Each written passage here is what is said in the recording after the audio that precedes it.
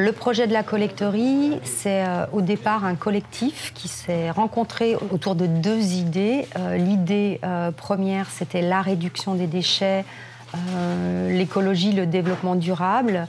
Et l'autre idée, c'était la transmission, transmettre des savoirs. Et c'était un peu l'aspect social indissociable pour nous de l'aspect écologique.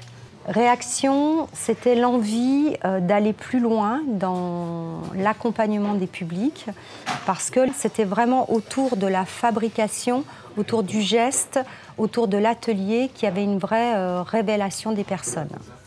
Ça s'organise avec une alternance d'ateliers artistiques, donc 4 artistes vont animer une session chacun d'un certain nombre d'ateliers. Des entretiens d'une ethnographe qui va travailler sur d'autres questions et des questions qui sont créées directement avec les personnes. Et tout un parcours de la découverte, encore une fois, de l'ESS, de l'économie sociale et solidaire.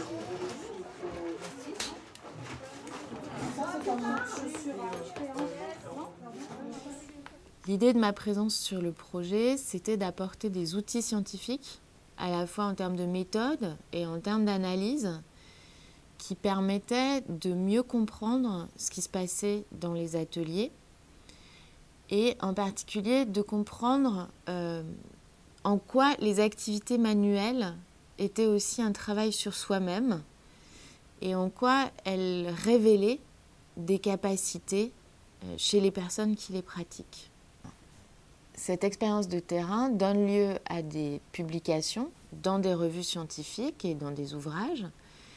Et elle sert aussi de support à mes enseignements à l'Université de Reims auprès d'étudiants qui se destinent à devenir travailleurs sociaux et à accompagner des publics en difficulté.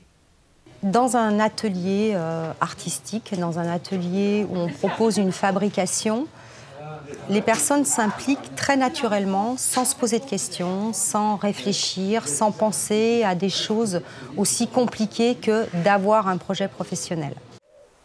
Ça a été quand même 4 mois intenses un peu. Il y a eu des moments un peu plus speed, des moments calmes, mais dans cela, il y a eu aussi des moments où on était avec soi-même.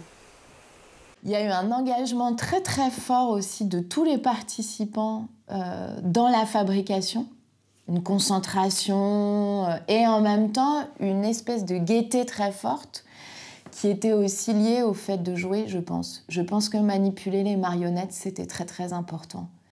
On ne s'est pas lâché un peu, on s'est beaucoup lâché. Lâcher prise. Lâcher prise et de plus se mettre des barrières, au moins s'en mettre moins. Juliette explique à Dominique, parce qu'en fin de compte, c'était mécanique ce qu'il faisait. Et puis, comme il avait un peu peur de ne pas réussir, elle a fait rire tout le monde. Même lui, elle a fait un petit sketch comme ça pour le faire rire, pour le mettre à l'aise. Mais quoi, tout le monde l'a vu? C'est Kiki, il n'y a personne qui dit rien, c'est comme d'habitude, hein? Ah voilà, personne ne dit rien, voilà. Elle est belle, la France d'aujourd'hui.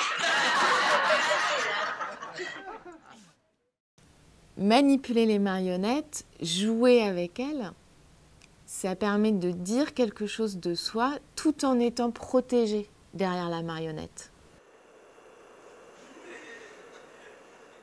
Dans la construction d'une marionnette, il y a des aspects techniques. On ne construit pas une marionnette comme ça, il y a une technicité à acquérir. Dans la construction d'un CV, on est exactement dans la même chose. On a une technicité, une méthode, une méthodologie pour arriver à quelque chose qui à la fois nous ressemble et à la fois est un pur artifice de communication.